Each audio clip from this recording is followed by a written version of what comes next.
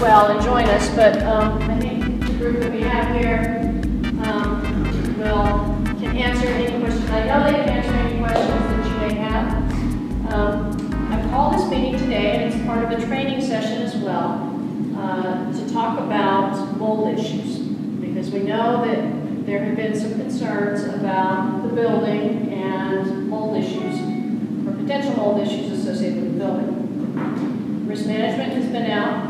CERL, who is an environmental consulting firm, has come out and done some sampling, and we've asked them to come in today to talk to you about the sampling results and any concerns that you may have with regard to what you're about to hear. And I'll also give you a little bit of an education about what mold is and any potential health hazards.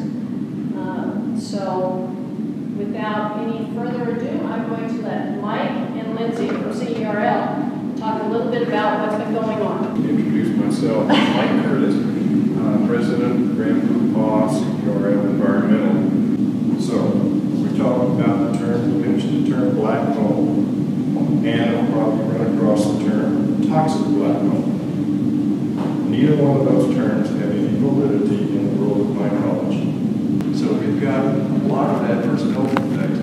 The common symptoms are brain fog, cognitive dysfunction, mood issues, sleep issues, autoimmune, inflammatory problems, joint pain, fatigue. Mold and all of the other critters that live inside wet buildings will do is to create a collection of symptoms.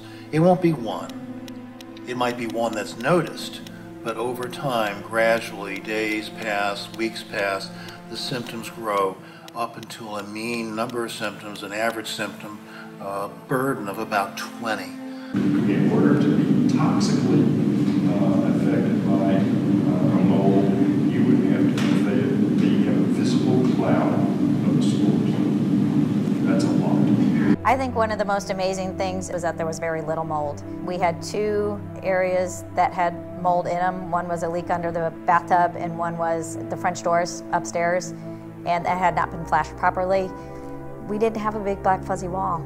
We had mold behind a wall that nobody ever saw, and it got in the air ducts. You've probably been aware of a mold that has the best press agent, and it's one called Stachybotrys atrium.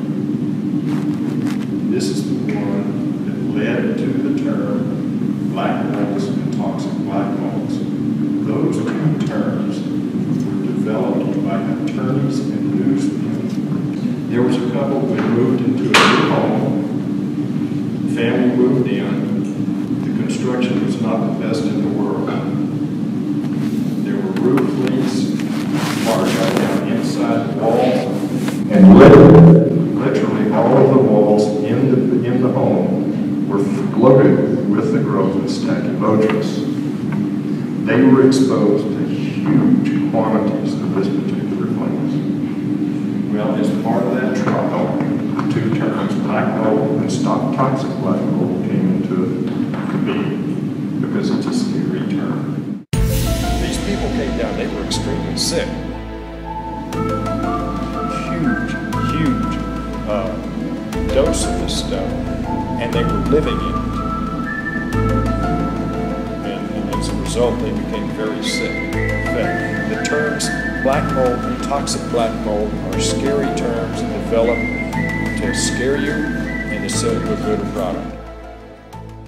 And what we try to do is not be exposed to an abnormal presence of these things. You're not going to get away from it. Every breath you take has some in it.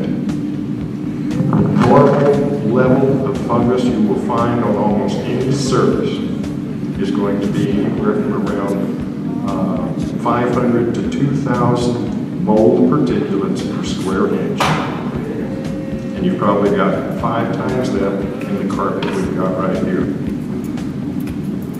Just breathe, you'll be fine.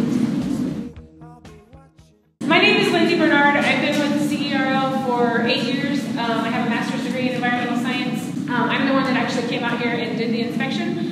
The main areas of concern were the office, that when you walk in, that serving area, and then the back gymnasium storage area. Those samples that I collected from there did confirm the presence of mold growth. That basically just means that there was mold there. So you found mold? Yes. But what kind of mold is it? Let me refresh my memory because it's been a while since I looked at this. The main ones that we found were Stachybotrys, and then in the gymnasium storage there was another type of mold called alternaria, and it is again another common type of mold. But I took several dust samples from several areas in the building. I took one from in here, the other multi-purpose room. All of those settled dust samples, we look for to determine if there is an abnormal amount of mold particulates in the dust, meaning that whatever's going on in the ceiling cavity or in the walls or whatever, if that is getting into the breathable air. And all of those settled dust samples were normal. So that means that whatever is going on in those areas that had mold growth is not affecting the rest of the building. Does that answer your question? I think so. Okay. So yes, it is safe? Yeah, I mean, it's as confident as I can be by also telling you that I'm not a doctor. You know, I can let you know. It's safe for the average human being. Yes. There are some individuals that can become so sensitive to this stuff that they couldn't be in this building. And most of those are called bubble people.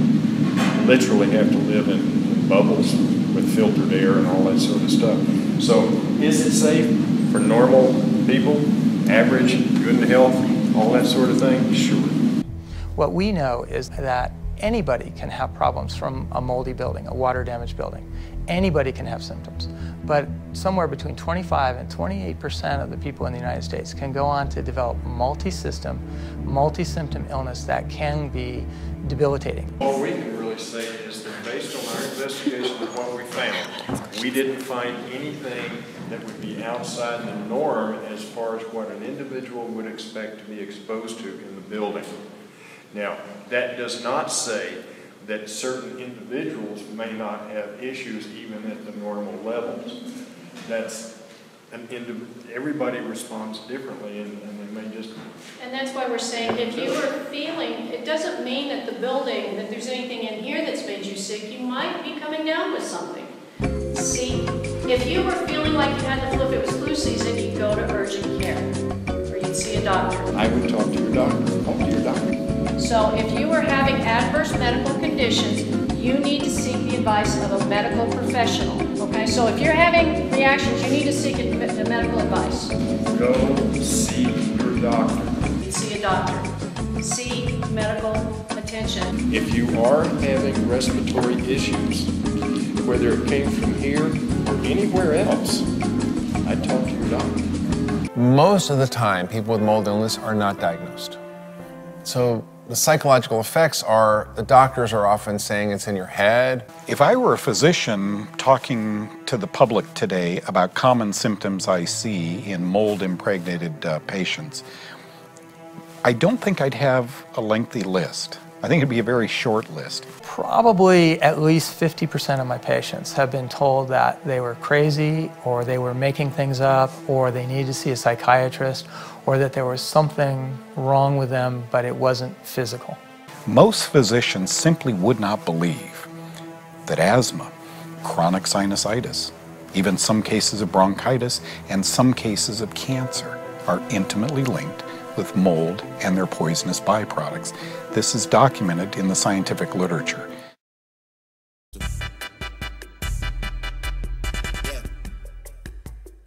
You used to call me on my cell phone. Late night when you need my love. Hope that today was helpful because nobody is trying to keep any information from anybody. We are all on the same page. We want everybody to stay healthy and work in a safe environment. Ever since I left the city, you got a reputation for yourself now. Everybody knows and I feel left out. Girl, you got me down, you got me stressed out. 'Cause ever since I left the city, you started wearing less and going. It was determined that it would be better to put that $3,200 towards the engineering design of a new roof rather than a mold survey.